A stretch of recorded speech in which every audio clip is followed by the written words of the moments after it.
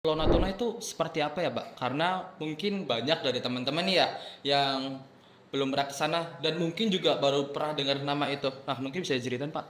Ya, jadi Natuna itu adalah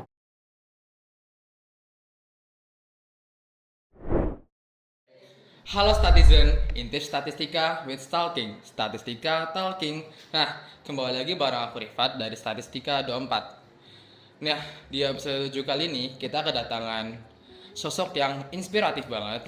Beliau merupakan dosen muda yang gak cuma cerdas dalam bidang akademik, tapi juga aktif dalam organisasi semasa beliau kuliah. Nah, yang bikin kisah beliau lebih inspiratif, beliau juga berasal dari Pulau Natuna, Kepulauan Riau, salah satu pulau terluar di Indonesia. Nah, bayangin aja nih, dari daerah yang jauh banget dari pusat kota besar, tapi bisa melangkah sejauh ini sampai akhirnya jadi dosen di universitas ternama. Perjalanannya tuh benar jadi bukti kalau keterbatasan bukanlah batasan kita untuk mengajar mimpi. Langsung saja kita sambut narasumber kita pada Bapak Abdul Aziz ya. ya Oke, Bapak. Halo Pak Aziz, apa kabar? alhamdulillah sehat, Rifat. Gimana kabarnya, Rifat? Alhamdulillah baik Pak. Semoga Bapak selalu sehat ya Pak. Nih, Nah, Bapak lagi ada kesibukan apa Pak dekat-dekat ini Pak? kalau kesibukan sih ya seperti biasa, sebagai seorang dosen mengajar, kemudian ya melakukan penelitian, ya sedang mempersiapkan beberapa conference juga. Ya intinya tetap melaksanakan tridharma perguruan tinggi lah, seperti itu pada umumnya. Oke Pak, jujur aku tuh kayak seneng banget loh Pak bisa ngobrol bareng Bapak karena dilihat-lihat kisah Bapak itu sangat inspiratif banget buat kita semua. Nah, saya tuh pernah dengar kalau Bapak itu berasal dari Pulau Natuna ya Pak. Itu. Betul, betul. Nah, boleh dong Pak diceritain Pulau Natuna itu seperti apa ya Pak? Karena mungkin banyak dari teman-teman nih ya yang belum pernah ke sana dan mungkin juga baru pernah dengar nama itu. Nah, mungkin bisa diceritain Pak. Ya, jadi Natuna itu adalah salah satu kabupaten yang ada di Indonesia dan merupakan salah satu kepulauan terluar Republik Indonesia, itu ya, yang berbatasan langsung dengan beberapa negara, ada Vietnam gitu, kemudian Filipina dan beberapa negara-negara lainnya begitu.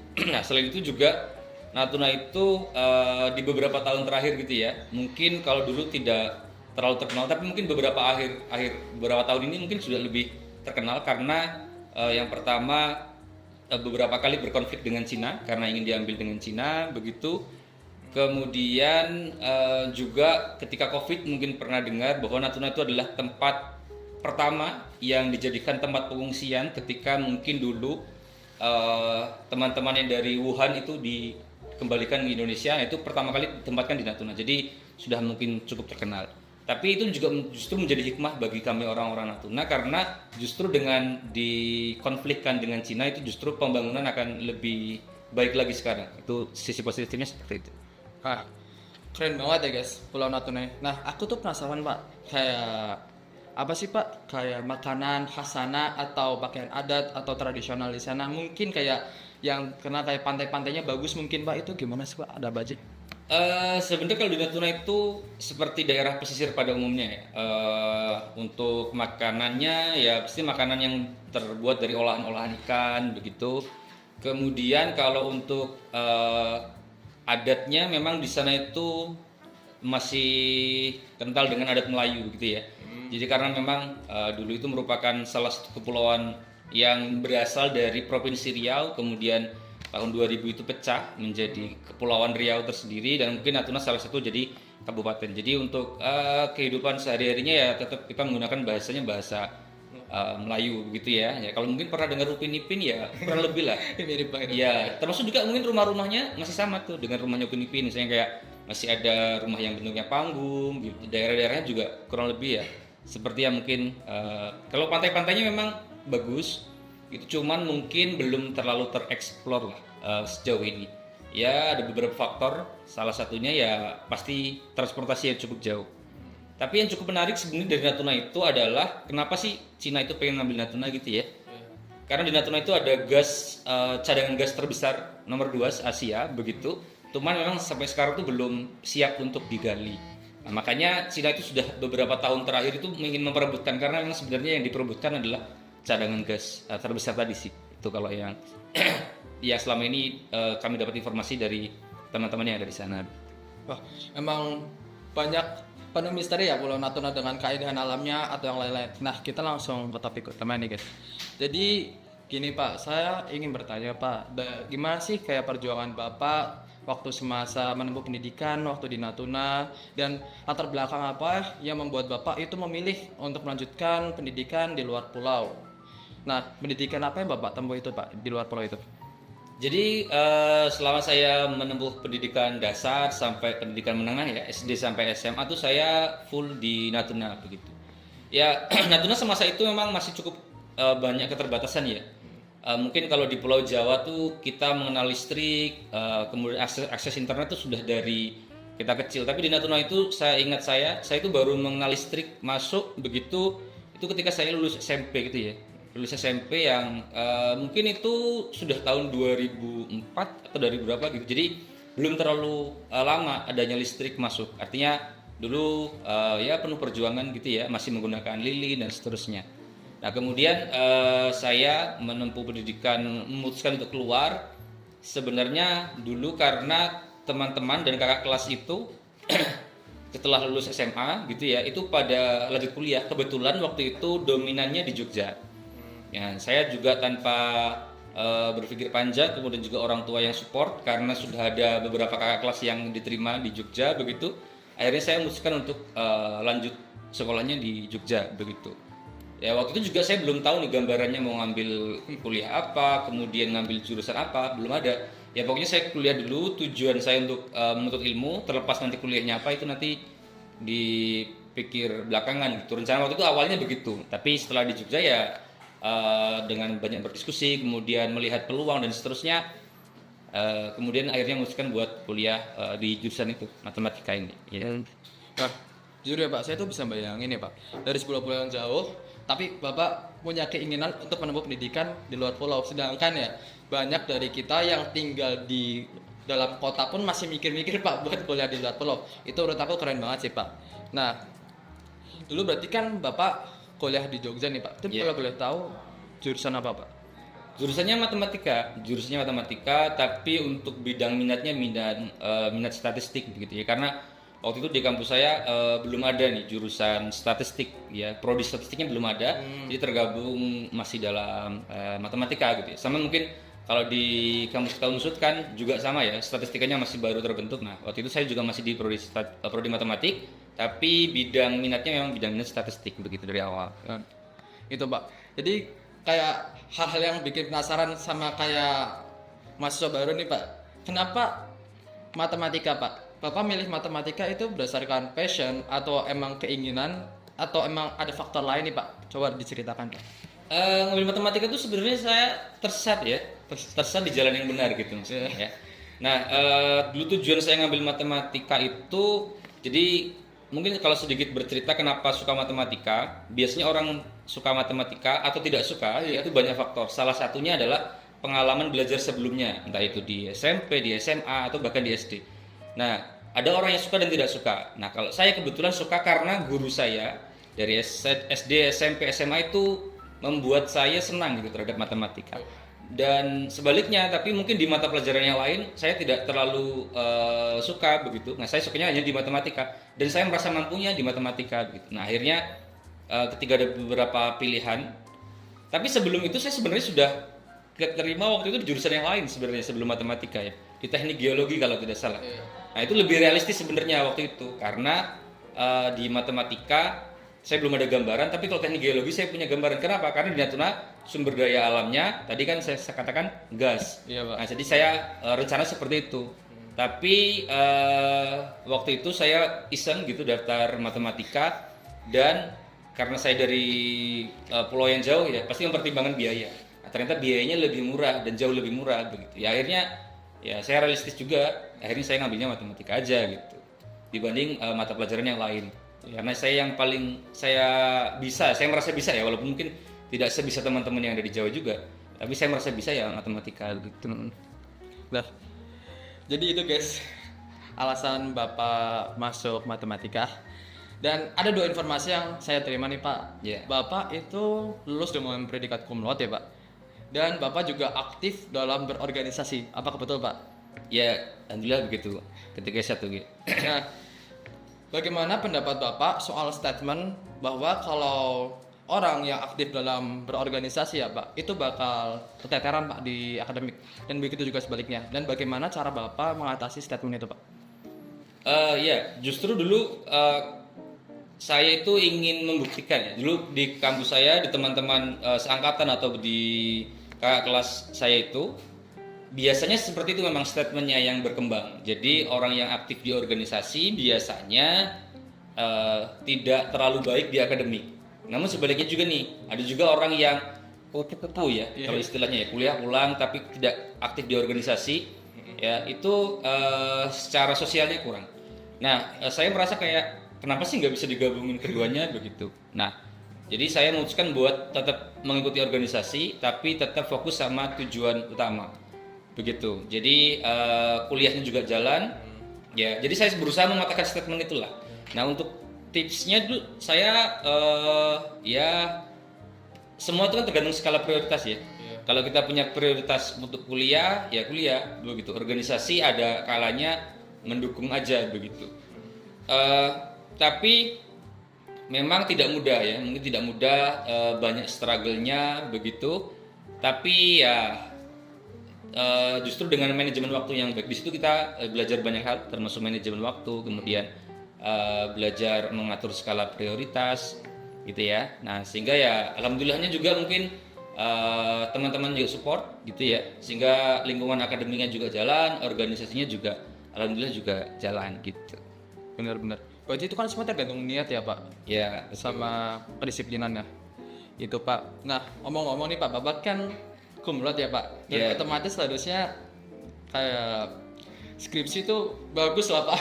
Kayak saya penasaran Pak, kayak kalau boleh tahu nih judul skripsinya Bapak waktu itu apa dan waktu itu kualitatif, kuantitatif atau mixed method ya Pak?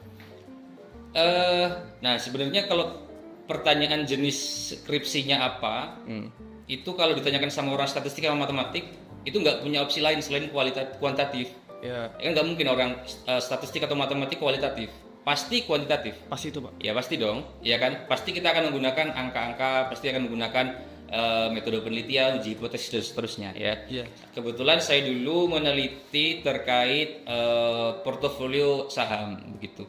Jadi terkait pembentukan portofolio, portofolio itu bukan portofolio yang mungkin kita kenal sebagai ini ya. Portofolio itu kalau kita punya saham misalnya, ya punya 5 saham gitu ya, kan kita harus membagi proporsi ya, dananya sekian sekian sekian. Nah, itu diteliti begitu, dicari yang paling maksimal. Maksimal itu artinya ya keuntungannya paling maksimal, kemudian kerugiannya paling minimal. Nah tapi karena saya waktu itu dari kampus yang backgroundnya agama Islam begitu ya, jadi saya gabungkan dengan konsep keislaman. Nah sehingga tetap menggunakan konsep keislamannya itu dengan menggunakan misalnya menghilangkan suku bunga dan seterusnya. Jadi itu yang lebih fokusnya ke sana sih waktu itu saya penelitian.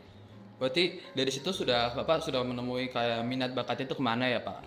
Nah, setelah Bapak lulus S1, Bapak lanjut S2 apa enggak Pak? Waktu itu saya nggak langsung lanjut sih Mas. Ya saya sempat kerja dulu, sempat kerja cukup lama ya. Saya sempat berhenti cukup lama setelah saya lulus S1.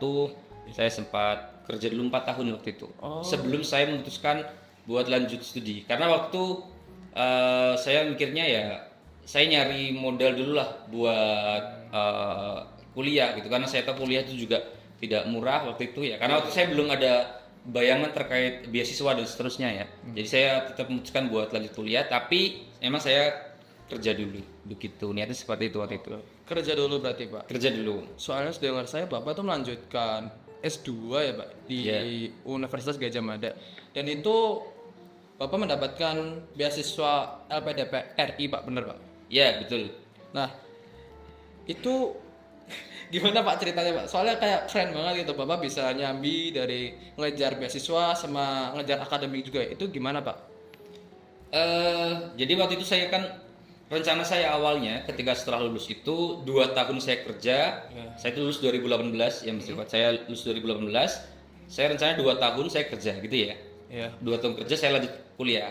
Tapi kita tahu sendiri ya, 2018 2 tahun berarti 2020, artinya itu Covid gitu ya. Nah, Covid itu keadaan tidak stabil gitu ya. Jadi rencana yang di plan dari awal semua tidak sesuai lah. Ada beberapa hal yang perlu di-adjust. Nah, akhirnya saya baru bisa melanjutkan 2022. Nah, kenapa dapatnya LPDP? Karena emang niat dari awalnya pengen sekolah. Terus saya juga mikir, kenapa saya nggak nyari beasiswa? Beasiswa yang menurut saya cukup memberikan, karena dari awal saya lanjut kuliah itu kan pengennya berkontribusi begitu ya. Iya. Nah, dan rencananya kuliah beasiswa yang dapat mensupport kita untuk berkontribusi itu salah satunya adalah LPDP gitu, karena LPDP merupakan beasiswa yang cukup terkenal di Indonesia begitu ya, dan juga kontribusinya untuk langsung untuk negara Indonesia gitu. Jadi saya menentukan untuk lanjut kuliah dengan beasiswa, tentunya ya tidak serta merta begitu ya. Jadi saya butuh waktu cukup lama, setahun untuk mempersiapkan, baik itu nanti masuk ke kampusnya, juga mempersiapkan beasiswanya dan syarat-syaratnya dan seterusnya lah. Itu cukup butuh waktu yang lama waktu itu. Jadi ya guys, kayak LPDP itu nggak gampang ya guys buat didapetin, jadi perlu perjuangan juga. Makanya saya tuh kagum banget sama bapaknya bisa dapet, karena itu keren banget. Dan yang dicapai itu UGM, bukan main juga. Nah, sewaktu bapak melanjutkan di Pascasarjana UGM ya pak, bener ya pak? Iya. Itu di jurusan matematika pak? Iya, di jurusan matematika. Karena kebetulan di UGM itu tidak ada jurusan statistik ya. Ya, jadi tidak ada. Sama di UGM hanya ada S2-nya matematika. S2 statistiknya menjadi minat lah di dalam S2 matematika itu. Ini pak, saya udah penasaran nih pak. Nah, apakah di Pascasarjana itu ada organisasi pak, seperti yang bapak pernah ikuti saat di sarjana dulu? Soalnya yang saya pikir kalau Pascasarjana itu lebih ke fokus belajarnya pak dibandingkan organisasinya pak. Ya, kebetulan kalau kita di UGM, walaupun nggak semua pascasarjana di UGM punya ikatan, punya organisasi kemahasiswaan ya, tapi kebetulan di matematika itu ada gitu. Ya, jadi namanya Himpastika, Himpunan Mahasiswa Pascasarjana Matematika, itu organisasi yang membawahi pascasarjana. Pascasarjana berarti tidak hanya S2 tapi juga S3 gitu. Iya. Dan ini pak, dari info yang saya dapat nih, apakah benar pak bapak pernah menjabat jadi ketua himpunan mahasiswa Pascasarjana Matematika FIPA UGM pak? Ya betul, sempat itu. Nah, pasti menjadi ketua itu tanggung jawab yang besar banget ya pak. Itu gimana ceritanya bapak bisa sampai dipercaya menjadi ketua, dan apa saja sih pak tantangan menjadi ketua himpunan itu pak? Nah, kalau tantangannya, tapi sebelum ke tantangan, kenapa saya juga dulu terpilih, karena memang mungkin pengalaman saya dari S1 ya, sudah mengasah soft skill, kemudian juga sudah berorganisasi, sehingga waktu itu diberi kepercayaan oleh teman-teman dan oleh prodi juga untuk bisa membersamai teman-teman di Pascasarjana untuk sebagai ketua. Tantangannya tentunya beda dengan S1 ya. Kalau S1 organisasi itu lebih fokusnya banyak gitu ya. Fokusnya banyak, masih nanti ada hal-hal yang berkaitan dengan ada juga ya pendidikannya ada, kemudian juga masih ada ya kunjungan-kunjungan dan seterusnya ya. Kalau di S2 itu lebih fokus ke akademik kebetulan, karena jadi adanya himpunan Pascasarjana Matematika itu tujuannya untuk mensupport teman-teman yang mungkin nanti butuh bantuan di bidang akademik, termasuk mungkin nanti ada beberapa mata kuliah yang kesulitan, kita memberikan pendampingan, kemudian juga menjadi penyambung antara prodi dan mahasiswa begitu. Tantangannya pasti beda, karena dulu waktu di S1 kan teman-temannya juga mungkin satu angkatan dan seumuran. Yeah. Tapi ketika di S2 itu ada beberapa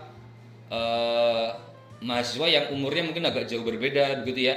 Ada yang sudah berkeluarga juga. Nah, artinya pendekatan kita pun harus berbeda. Gaya komunikasinya juga harus berbeda antara kita ke waktu S1 dan ketika S2. Tapi ya itu jadi pembelajaran yang baru buat saya, artinya berkomunikasi dengan orang banyak, dan orang-orang itu kan tiap orang punya gaya masing-masing, artinya kita harus tetap bisa menyesuaikan lah, intinya seperti itu ketika S2. Bedanya itu kalau mungkin S1 sama S2. Oke.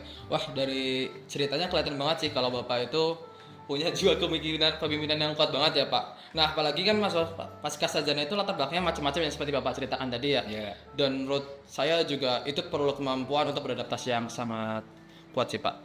selain itu saya juga pernah dengar nih, Pak, Bapak itu pernah jadi koordinator wilayah Ikatan Mahasiswa Matematika ya Pak seluruh Indonesia.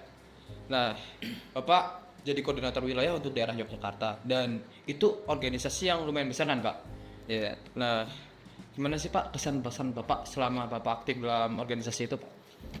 Ya, jadi nah itu waktu itu saya memang memutuskan buat mengambil. Jadi saya mikirnya waktu itu ketika saya berorganisasi, kenapa saya nggak ambil yang lebih besar aja gitu. Jadi di prodi saya gitu, saya tetap jadi pengurus di himpunan, tapi saya berusaha untuk bergabung dengan himpunan yang lebih besar. Nah, kebetulan waktu itu himpunannya adalah Himpunan Mahasiswa Matematika Seluruh Indonesia. Saya diberikan amanah buat memimpin di daerah Jogja dan sekitarnya gitu ya, untuk prodi matematika dan pendidikan matematika. Nah, di situ juga itu cukup pengalamannya cukup luar biasa karena bagaimana kita menyatukan antar program studi. Waktu itu jumlahnya sekitar 10 program studi ya yang ada di sekitar Jogja dan sekitarnya. Itu kita bisa mengkomunikasikan semua program kerja kita masing-masing yang punya berkesinambungan gitu, kita jadikan satu. Misalnya setiap program studi punya olimpiade begitu ya, program studinya punya proker olimpiade. Ya sudah, kita jadikan satu olimpiadenya begitu, atau mungkin punya seminar nasional, ya sudah kita jadikan satu. Artinya tetap bisa support satu sama lain, tapi juga tetap bisa menjalin hubungan dan juga saling belajar antar satu himpunan dan himpunan yang lain, bisa saling belajar, kemudian juga mengambil ilmu dan seterusnya gitu. Yang saya ingin tanyakan Bapak, ini kan semasa Bapak sarjana S1 ya Pak? Iya. Dan itu kan fase-fasenya dimana kita tuh pengen membanggakan orang tua Pak dengan nilai yang baik mungkin. Nah, bagaimana Bapak bisa mengambil keputusan kayak saya pengen ikut organisasi yang notabene ini besar banget loh seluruh Indonesia, dan Bapak juga pengen nilainya bagus lah. Apakah Bapak punya kekhawatiran Pak untuk itu Pak? Ya, kekhawatiran pasti ada ya. Kekhawatiran pasti ada, tapi tetap saya punya prioritas utama ya. Prioritas utama kita membagikan orang tua, artinya tetap tugas, kemudian belajar tetap juga harus dilaksanakan. Walaupun mungkin tidak, ya mungkin di beberapa kesempatan ketika mungkin bertabrakan begitu tetap harus ada dikalahkan. Tapi setidaknya berarti ketika saya punya tanggung jawab yang harus saya selesaikan, saya harus juga punya tanggung jawab untuk mengganti waktu buat belajar yang misalnya tugas dan seterusnya.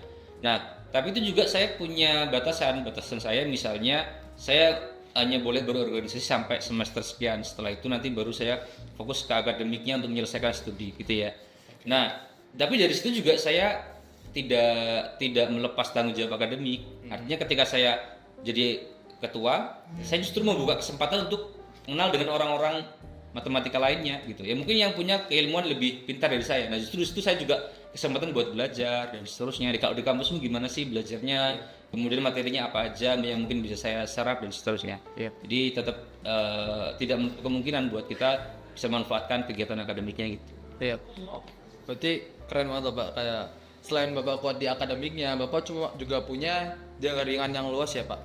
Bahkan sampai tingkat nasional nih. Pantesan aja Bapak bisa sampai di titik sekarang. Nah, gini Pak.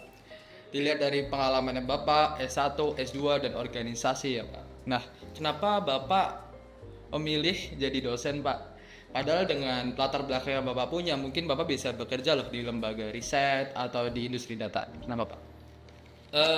Kalau pengen jadi dosen tuh sebenarnya karena memang saya kan dulu tujuannya mungkin juga yang bisa juga kenapa saya di titik sekarang itu karena saya pengen belajar, tapi belajar juga bermanfaat. Tadi kembali lagi ke ketika saya memutuskan buat melanjutkan dengan beasiswa LPDP gitu ya.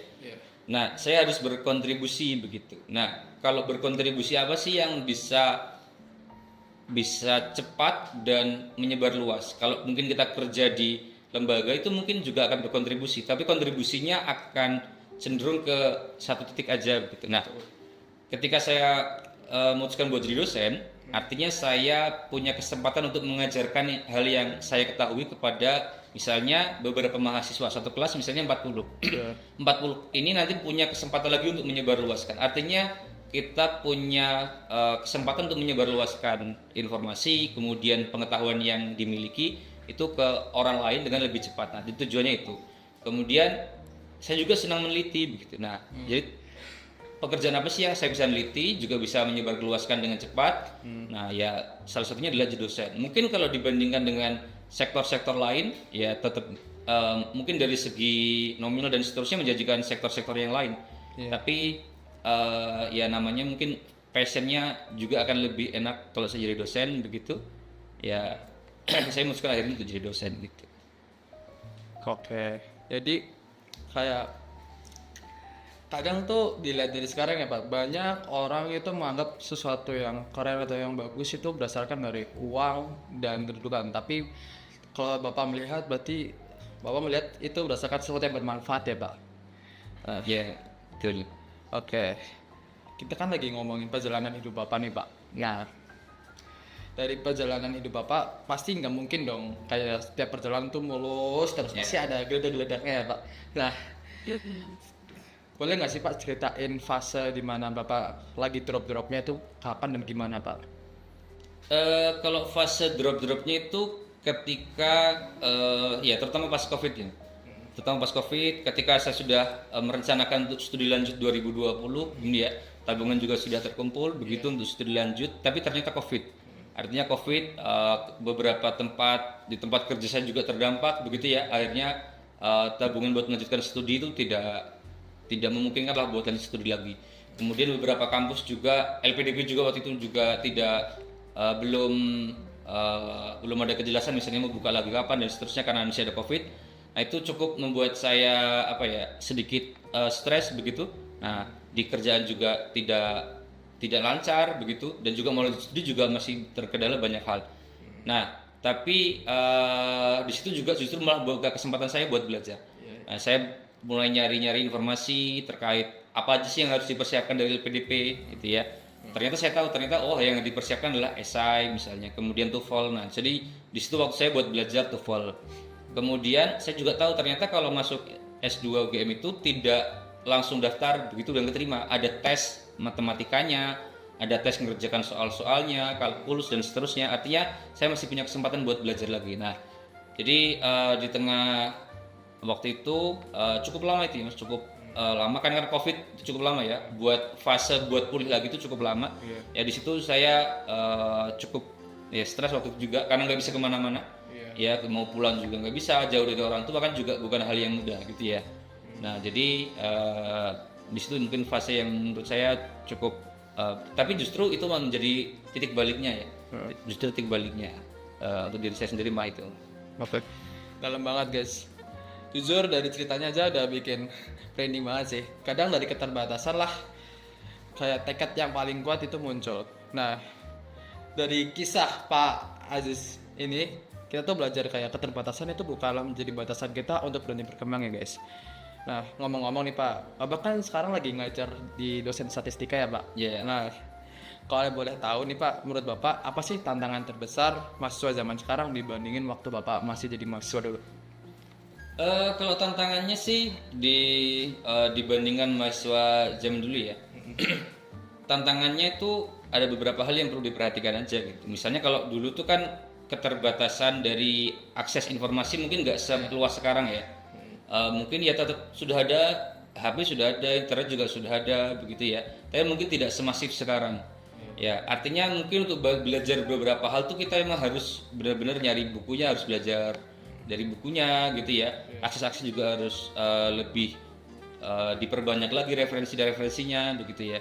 Nah justru itu mungkin secara tidak langsung tuh mengasah kemampuan otak untuk berpikir lebih dalam begitu ya.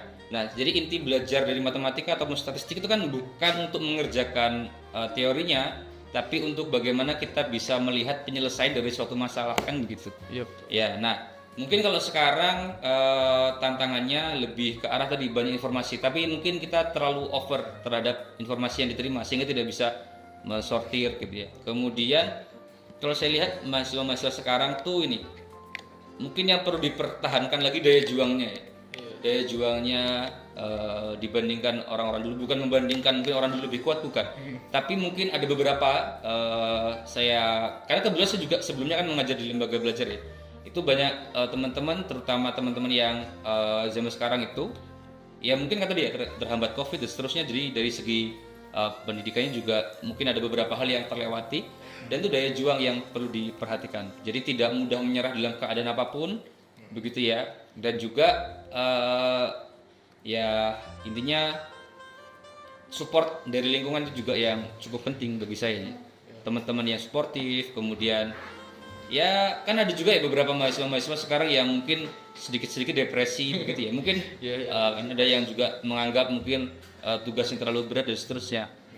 Ya itu mungkin juga salah satu yang perlu diperjuangkan gitu ya. Yang perlu ditingkatkan daya juang dari setiap orang itu juga harus ditingkatkan. Jadi tidak mudah menyerah, tidak mudah patah semangatnya gitu. Mungkin itu loh guys. Jadi yang perlu kita perhatikan sebagai mahasiswa itu daya juang kita. Jadi kita menganggap kita tuh sudah all in, padahal kita bisa melakukan yang lebih. Jadi lebih semangat lagi guys dalam menempuh pendidikan. Nah, ini Pak. Yang terakhir nih sebelum kita tutup Pak, boleh dong Pak kasih pesan dan motivasi buat mahasiswa yang statistika yang lagi berjuang, entah itu lagi ngerjain laprak atau itu lagi ini review UTS, yang salahnya di mana ya yang kemarin, atau mungkin yang sedang belajar lah Pak, pokoknya intinya gitu.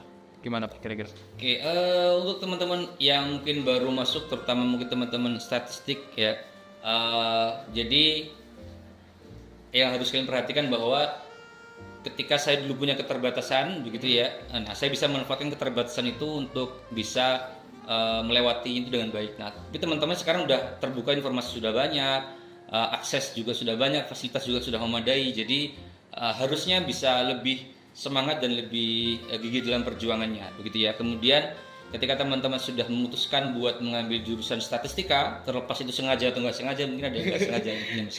Nah jadi coba dimaksimalkan ya, ditaruh hatinya sepenuhnya begitu ya dalam mengerjakan apapun, karena suatu hal kalau kita kerjakan serius dan sungguh-sungguh pasti hasilnya juga akan maksimal.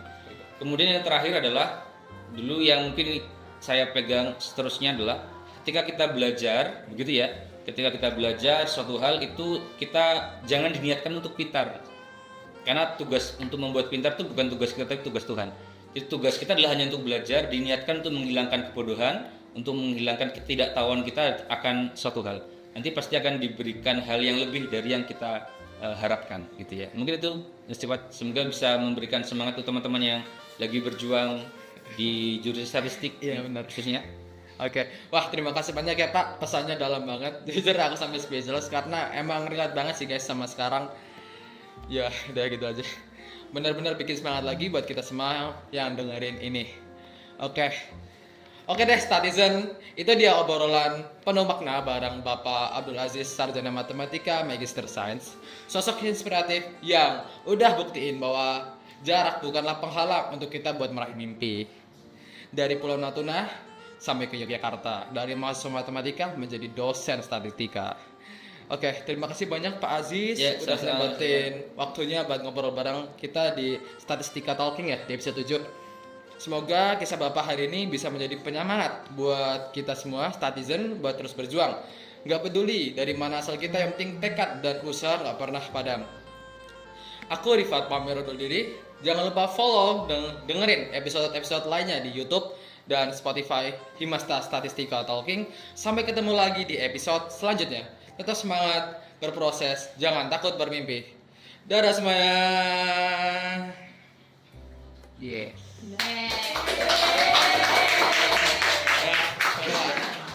Terus keren banget.